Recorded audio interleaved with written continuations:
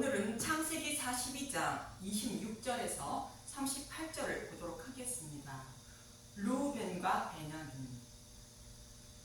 흉년이 들자 먹을 것이 없는 형들은 양식을 찾아 요셉에게로 왔지만 요셉은 베냐민을 데리고 오라며 형들을 3일 동안 가두게 됩니다. 이 모습은 예수님의 죽으심과 부활인 복음의 말씀을 알지 못하면 지옥불의 심판을 면하지 못한다는 뜻이며, 예수님의 죽으심과 부활을 알기 위해서는 베냐민을 데리고 와야 한다는 것으로 모든 성경을 십자가로 풀어 전하는 복음의 말씀을 들어야 생명을 보존할 수, 곧 구원을 받을 수 있다는 뜻입니다. 그래서 베냐민을 데리고 오라며 형들을 돌려보내고 율법을 상징하는 장남 르우벤을 가두지 않고 복음을 상징하는 시므온을 가둔 것은 아담과 하와를 에덴에서 추방하고 생명나무를 지키는 모습과 같은 의미로 시므온을 가둔 것이며, 생명나무로 향하는 길인 휘장을 십자가를 통하여 열어주신 예수님을 상징하는 베냐민을 데리고 와야 생명나무로 나아가 생명나무의 열매를 먹고 영원한 생명을 얻을 수 있다는 의미라고 말씀드렸습니다. 그래서 저와 여러분도 오늘 베냐민을 데리고 와서 생명나무 열매를 먹고 있는 것입니다. 그럼 본문 26절에서 28절을 보도록 하겠습니다.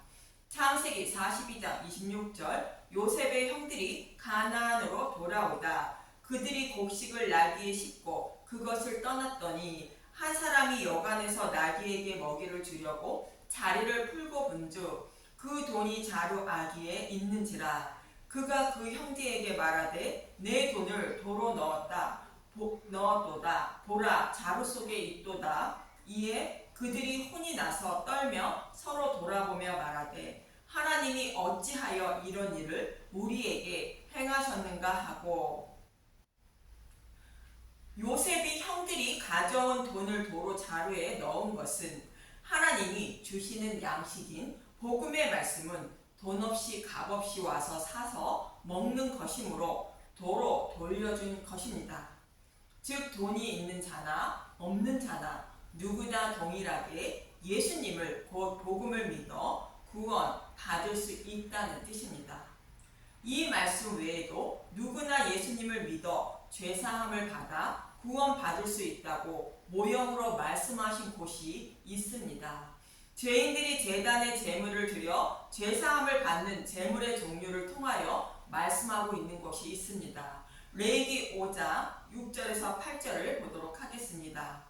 레위기 5장 6절. 그 잘못으로 말미암아 여호와께 속죄제를 드리되 양떼의 암컷 어린 양이나 염소를 끌어다가 속죄제를 드릴 것이요 제사장인 그의 허물을 위하여 속죄할지니라. 레위기 5장 7절. 만일 그의 힘이 어린 양을 바치는 데 미치지 못하면 그가 지은 데를 속죄하기 위하여 산비둘기나 2마리 집비둘기 새끼 2마리를 여호와께로 가져가되 하나는 속죄 제물을 삼고 하나는 번제물을 삼아 제사장에게로 가져갈 것이요 제사장은 그 속죄 제물을 먼저 드리되 그 머리를 목에서 비틀어 끊고 몸은 아주 쪼개지 말며, 속죄 제물을 드리는데 양이나 염소를 드리되 가난해서 그것을 들을 힘이 미치지 못하면 산비둘기나 집비둘기 새끼로 드려도 된다는 것입니다.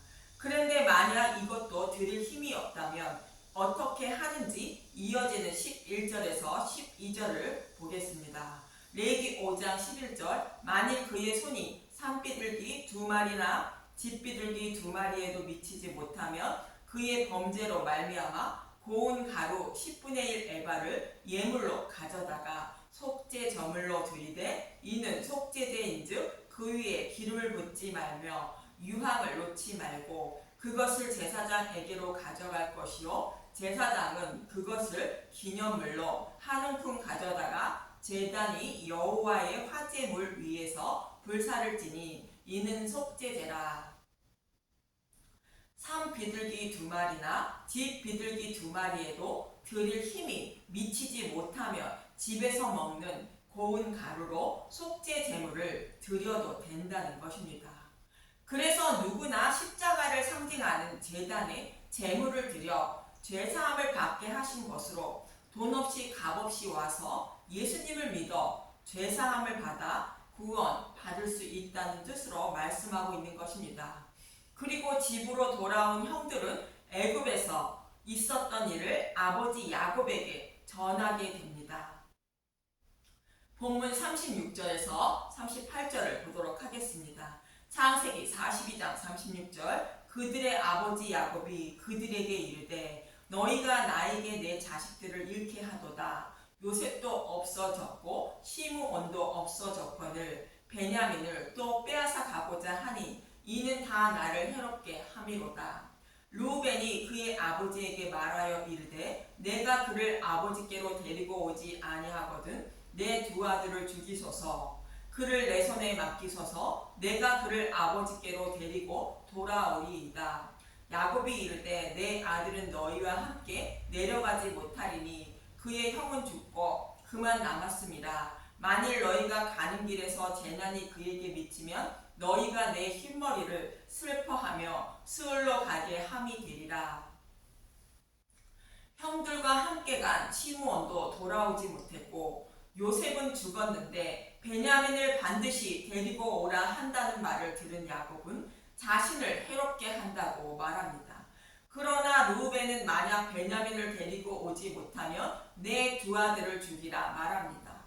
여기서 장자 르우벤은 아버지의 침상을 더럽힌 자로 율법을 상징한다고 말씀드렸습니다. 율법은 이스라엘 백성이 메시아인 예수님이 오시기 전에 시내산에서 모세를 통하여 받은 것인데 이 모습을 예수님은 율법은 나보다 먼저 온 자라 말하며 나보다 먼저 온 자는 절도요 강도라 말씀하셨습니다. 요한복음 10장 8절부터 보겠습니다. 요한복음 10장 8절 나보다 먼저 온 자는 다 절도요 강도니 양들이 듣지 아니하였느니라. 예수님보다 먼저 온 것은 율법을 말합니다.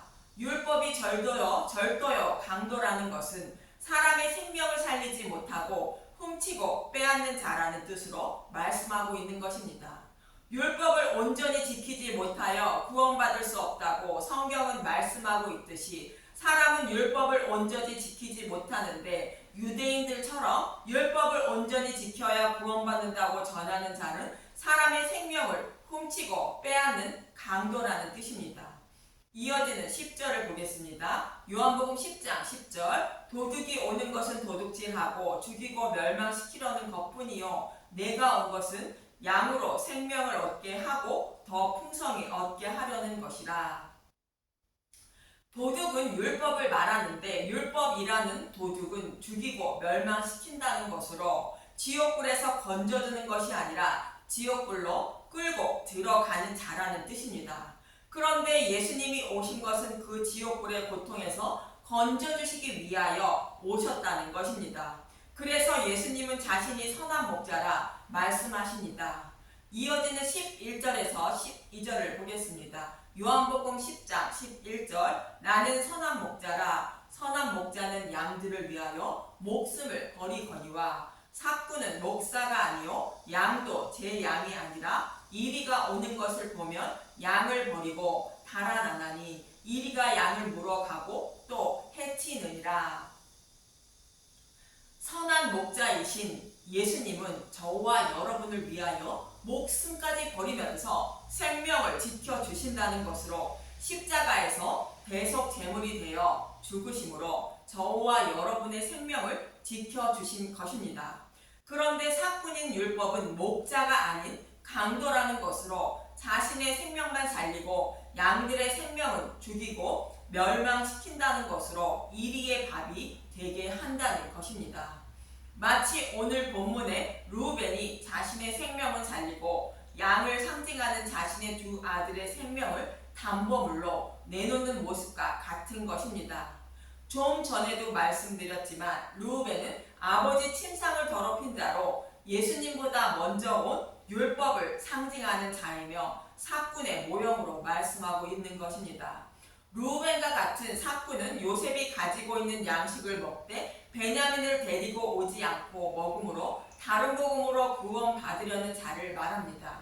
이런 사람들은 생명을 살리지 못하고 죽이고 멸망시킨다는 것을 야곱은 알기 때문에 이런 자들에게 베냐민을 내주지 않는 것입니다. 아버지 야곱이 다른 복음을 따르는 르우벤에게 베냐민을 내주지 않는 것은 하나님은 자신의 양을 곧 교회를 생명을 죽이는 사꾼에게는 내주지 않는다는 뜻입니다. 참고로 아버지 야곱의 아들들은 교회를 상징하는 자들이며 베냐민 또한 교회를 상징하며 말씀하고 있는 것입니다. 그러나 예수님을 상징하는 유다는 르우벤과 다르게 자신의 목숨을 담보로 하게 됩니다. 창세기 43장 8절에서 9절을 보면 창세기 43장 8절 유다가 그의 아버지 이스라엘에게 이르되 저 아이를 나와 함께 보내시면 우리가 곧 가리니 그러면 우리 아버지와 우리 어린아이들이 다 살고 죽지 아니하리이다. 예수님을 상징하는 유다를 따라 베냐민을 함께 보낸다는 것은 유다의 후손으로 오실 예수님이 십자가에서 율법을 복음으로 바꾸어 주는 것을 말합니다. 십자가에서 율법을 복음으로 바꾸어 주어야 아버지와 어린아이들이 산다는 것으로 교회가 생명을 보존하게 된다는 뜻입니다. 그래서 예수님을 상징하는 유다가 담보물이 된다고 말합니다. 창세기 43장 9절 내가 그를 위하여 담보가 되오리니 아버지께서 내 손에서 그를 찾으소서 내가 만일 그를 아버지께 데려다가 아버지 앞에 두지 아니하면 내가 영원히 죄를 지리이다. 예수님을 상징하는 유다는 베냐민을 데려다가 아버지 앞에 두지 않으면 영원한 죄를 진다고 말합니다. 이 말씀은 하나님의 아들들인 교회를 데려다가 하나님 앞에 두지 않으면 예수님이 영원히 죄를 진다는 뜻으로 교회인 저와 여러분을 데려다가 하나님 앞에 두려고 예수님이 영원히 죄를 지고 십자가에서 대속 제물이 되신 것을 말합니다. 그래서 저와 여러분이 구원받아 하나님 아버지 앞에 서게 되는 것인데 예수님이 담보가 되어 교회의 모든 죄를 지고 십자가에서 목숨까지 버리면서 교회의 생명을 지켜주신 것입니다. 그래서 하나님을 상징하는 야곱은 선한 목자를 상징하는 유다가 담보물이 되므로 교회를 상징하는 베냐민을 내어주는 것입니다. 창세기 43장 13절에서 14절을 보도록 하겠습니다. 창세기 43장 13절 내 아우도 데리고 떠나 다시 그 사람에게로 가라. 전능하신 하나님께서 그 사람 앞에서 너희에게 은혜를 베푸사 그 사람으로 너희 다른 형제와 베냐민을 돌려보내게 하시기를 원하노라. 내가 자식을 잃게 되면 이르리로다. 이처럼 르우벤은 예수님보다 먼저 온 자로 율법을 상징하는 것으로 자신의 생명을 살리고 양을 상징하는 두 아들을 죽이는 모습입니다. 율법의 행위로는 의롭다 여김을 받지 못해 구원받지 못한다는 뜻으로 다른 복음을 전하는 자들에게 하나님은 자신의 백성을 내어주지 않는다는 뜻으로 르우벤에게는 베냐민을 내어주지 않는 것입니다. 오직 유다의 후손으로 오실 예수님이 선한 목자로 목숨까지 버리면서 양의 생명을 지켜주신다는 것으로 저와 여러분이 생명을 지켜주신다는 것입니다. 그래서 아버지 야곱은 사꾼인 르우벤이 베냐민을 청할 때는 보내지 않고 선한 목자이신 예수님을 상징하는 유다가 청할 때는 베냐민을 보내는 것으로 선한 목자이신 예수님께는 아버지가 자신의 양을 안심하고 맡기신다는 뜻으로 말씀하고 있는 것입니다.